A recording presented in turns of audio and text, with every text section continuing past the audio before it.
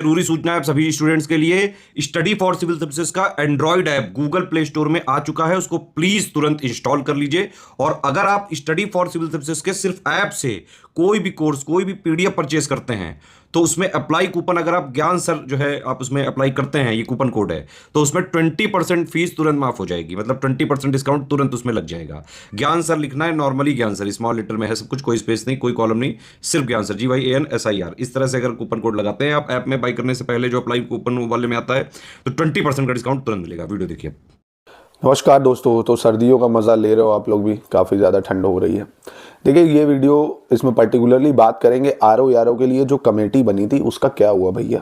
वो कहीं कुंभ मेले में खो तो नहीं गई? कुंभ तो शुरू भी नहीं हुआ अभी, है ना। तो RO के लिए देखो, आपको री एग्ज़ाम के लिए कमेटी बनी थी। इसके आप 2 से 3 चीज़ें दिमाग में अभी ले के चलो जो बच्चे सिर्फ RO के लिए प्रिपेयर कर रहे हैं। पहला, जो ऑफिशियल कैलेंडर 2025 में आना है UPPSC का, जनवरी में आ जाएगा आपका। हो सकता है 2 ही 3 दिन में आ जाए। अगर उसमें RO की एग्ज़ाम डेट मेंशन होती है तो ठीक है ना, कि कमेटी का डिसीजन पहले आएगा या कैलेंडर, ये देखने वाली बात होगी। कैलेंडर में अगर RO की एग्ज़ाम डेट आ जाती है फिर ठीक है, 1 शिफ्ट में, 2 शिफ्ट में, कैसा क्या वो लोग चाह रहे हैं। अगर 2 शिफ्ट में करा तो यानी कमेटी का डिसीजन उन्हीं को मिल चुका है।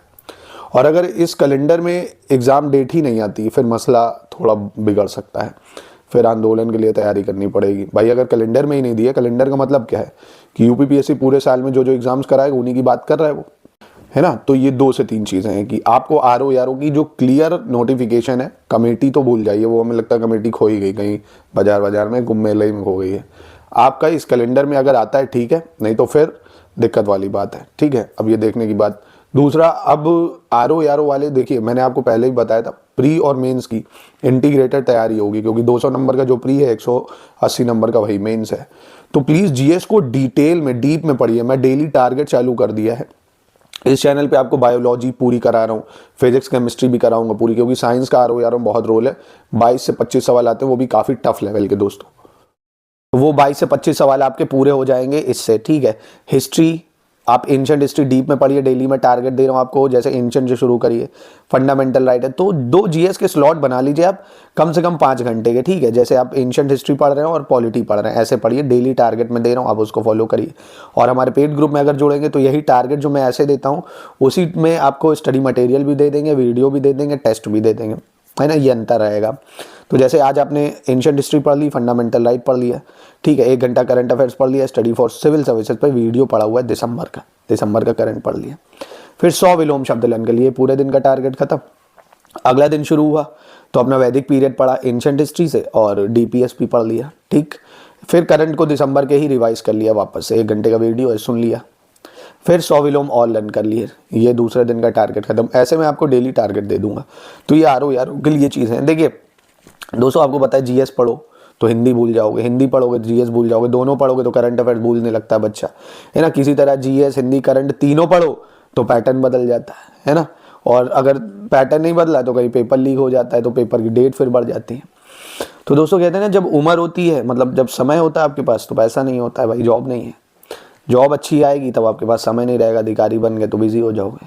समय भी है, जॉब भी मिल जाएगी तो आपकी वो एज नहीं रहेगी, आपकी लायबिलिटीज़ बदल जाएंगी, घर परिवार, है ना। तो बहुत लकी लोग होते हैं जिनको हर चीज़ एक समय पे मिल जाती है ना। नसीब भी बहुत बड़ी चीज़ होती है, एक लक फैक्टर भी बहुत काम करता है। कई बच्चे बहुत तैयारी करते हैं, अच्छा पढ़ते हैं, कहीं ना कहीं से चूक जाते हैं। कई लोग होते हैं जो स्मार्टली आए, करा, कहीं ना कहीं से हो गया ना। तो लक फैक्टर भी है। महादेव ने देखिए, जिसकी लकीरों में जो लिखा है होगा भाई, हमें बस अपना कर्म करना है ना, कर्म करते जाइए। बाकी इच्छा ऊपर वाले ने जो प्लान करा होगा वो बेहतर ही प्लान करा होगा, है ना। क्योंकि सभी उसके बच्चे हैं भाई, जो अच्छी चीज़ होगी वो देंगे। कहते हैं ना, आप बस भला करो, है ना। भला करो, भला का उल्टा क्या होता है भाई, लाभ। आपको लाभ ज़रूर होगा। और दया करो, दया करोगे दूसरों पे तो आपको याद जरूर आदमी करेगा ना। तो शब्दों में भी चीज़ें होती हैं। आप पेशेंस रखो, तैयारी अच्छे से करो। जिस दिन आप ये सोच लो कि हाँ मैं ईमानदारी से पढ़ रहा हूँ, मेरा सिलेक्शन होगा, है ना, जिस दिन आपको खुद लगेगा हाँ मैं पढ़ रहा हूँ, ऐसा नहीं हो 1-2 घंटे पढ़ा ठीक है। जब आप रेगुलर पढ़ेंगे, एक अच्छे इन्वायरमेंट में रहेंगे, गंदे क्राउड से दूर रहेंगे, निगेटिव लोगों से दूर रहेंगे, कौन क्या कहता है उससे दूर रहिए, है ना। दुनिया को मुंह कहते हैं ना, जबान होती बहुत हल्की है पर इसके शब्द बहुत भारी होते हैं, हर कोई नहीं संभाल पाता। तो दुनिया बकती रहेगी, बकने दो, आप अपना फोकस करो, तैयारी करो। हम लोग हैं आपके साथ, पूरी टीम है आपके साथ। टेस्ट सीरीज़ की अलग है, क्विज़ की अलग है, कंटेंट की अलग है, वीडियोज़ की अलग है। पूरा डाउट ग्रुप आपका सॉल्व कराएंगे। आप डाउट ग्रुप में आइए, हमारे साथ जुड़िए, तैयारी करिए, कोई समस्या हो तुरंत पूछिए 24/7, ठीक है। और current affairs, polity, history, geography, फिर से मैं बता रहा हूँ, आरओ के लिए रीजनिंग को जरूर कर लेना। 15 सवाल आते हैं, कोई सब्जेक्ट नहीं छोड़ना। ये नहीं कि मिसलेनियस यूपीजी के पीसीएस में नहीं आया तो आरओ में नहीं आएगा, आएगा भैया। तो फिर से बता रहा हूँ, history, geography, polity, science, UPG के, मिसलेनियस, रीजनिंग, करंट अफेयर्स, इसको एकदम आपको इतना अच्छा कर लेना है कि प्री मेंस कहीं से ना छूटे, क्योंकि मेंस में रिटर्न है नहीं, एमसीक्यू है, तो और टफ सवाल आएंगे। एकदम इतना तैयार कर लो कि कहीं से कोई गुंजाइश ना रह जाए। और डेली अपना 1 घंटा हिंदी के लिए निकालिए, ठीक है। बाकी निबंध लिखना और जो हिंदी का ड्राफ्टिंग है वो भी सिखा देंगे आपको। अभी पहले इस पे फोकस करो, सिलेबस को कवर कर लो प्लीज यार। पीवाईक्यू के चक्कर में देखो, एक चीज मैं और आपको बताऊं, ये जो कमेंट में कई आप देख लेते हो ना कि 30 ईयर्स के पीवाईक्यू लगा लो, अटना चक्र लगा लो, भाई पेपर नहीं निकलेगा उससे, प्लीज साल बर्बाद हो जाएगा। आरओ की वैकेंसी बार बार नहीं आती। सिलेबस कवर करो, सिलेबस। यूपीपीएससी के सिलेबस में ये नहीं लिखा पीवाईक्यू, उसमें ये लिखा है सिलेबस, जो पॉइंट्स है वो, तो सिलेबस के पॉइंट्स कवर करिए यार। पीवाईक्यू के चक्कर में मत पड़िए, 20-30 प्रश्न से ज़्यादा नहीं आते हैं। प्लीज़ जितने भी मेंशन है टॉपिक ना, उनके सब्जेक्ट के सिलेबस को कवर करो।